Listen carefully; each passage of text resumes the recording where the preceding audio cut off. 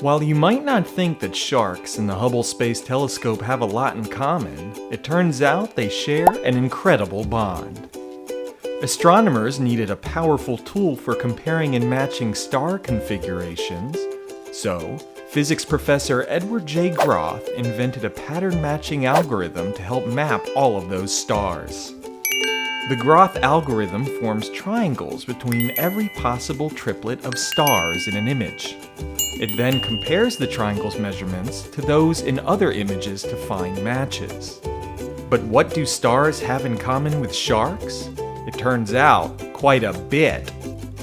For years, conservation groups have been tracking individual whale sharks. This beautiful animal has been listed as vulnerable to extinction, so it's important to know how many exist and where they go throughout their lifespans. But tagging them is difficult, and often the electronic trackers break after just a few months. There was another way. Conservationists could comb through countless photographs of sharks and identify them by the distinctive white spots on their skin, a marker as unique as fingerprints are in humans. But this was tedious and time-consuming work, and that's when Hubble comes into the picture. Using a modified version of Groth's algorithm, instead of measuring the triangles made by stars, conservationists were able to measure the distance of the whale shark's unique spots.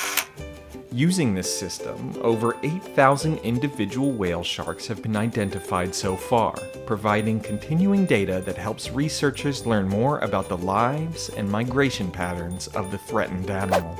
So, while the Hubble Space Telescope might be way up above in space, and whale sharks are way down underwater, they both share this jawsome bond.